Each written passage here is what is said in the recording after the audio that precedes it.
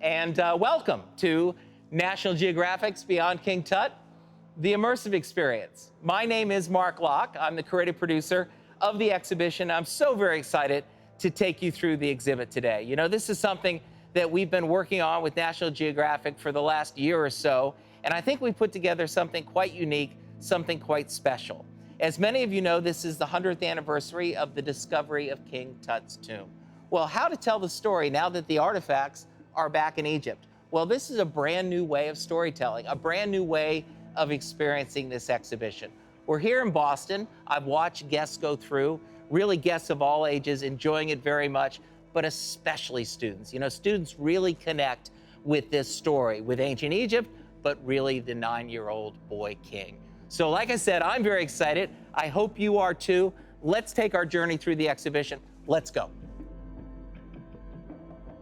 This is the first gallery of the exhibition. We call this the Path of Discovery. And this gallery, this space, really focuses on these incredible photographs that documented the discovery of the tomb. They were taken by Harry Burton, a New York Metropolitan Museum photographer. And the documentation of every step along the way really is incredible, and we bring that all together in this space. These black and white photos, but there's also cracks in the wall that you can kind of peer into. And for the first time, these photographs are colorized, and I think really bring them to life. November 4th, 1922 was the date of the discovery, but why was it important? Well, most folks thought the valley of the Kings, had been exhausted, meaning there was nothing left to be found.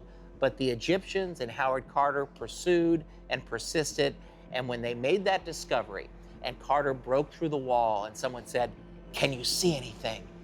And he saw the inside of the tomb, and he said, "Yes, wonderful things." Well, that is where our story begins. You know, Tutankhamun probably would have gotten lost in the pages of history if it wasn't for this amazing discovery. He was considered an insignificant king back then and before this discovery as well. You can really tell that when you look at the size of his tomb. It was quite small. It was a small royal tomb. Only 4 rooms: the antechamber, the annex, the treasury, and this room. This was the burial chamber.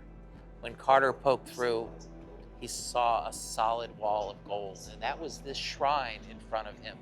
This shrine, along with other shrines and other coffins, protected the mummy of Tutankhamun. And as you look at this multimedia display, you can see those interlocking shrines, those interlocking coffins here in front of you. The outer coffin, the second coffin, and finally, the solid gold coffin that held the mummy of Tutankhamun.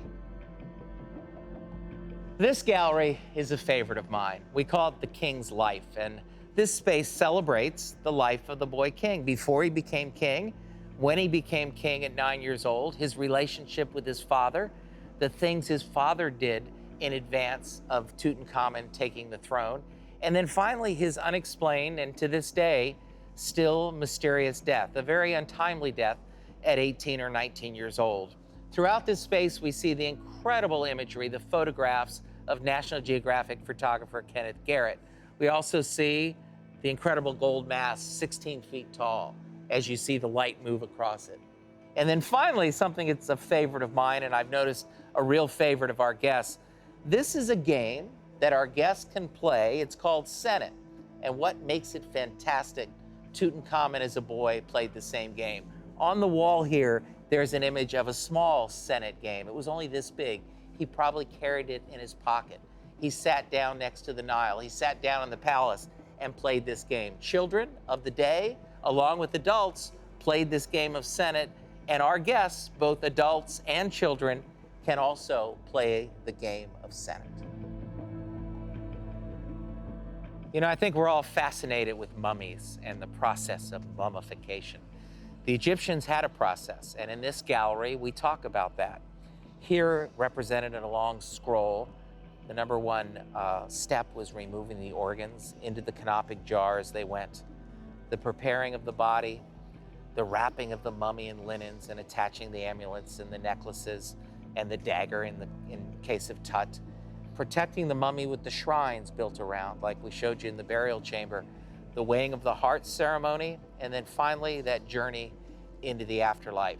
The next 2 or 3 galleries talk all about this process, the burial process and the preparing of the mummy, as in this case, Tutankhamun makes his way into the afterlife.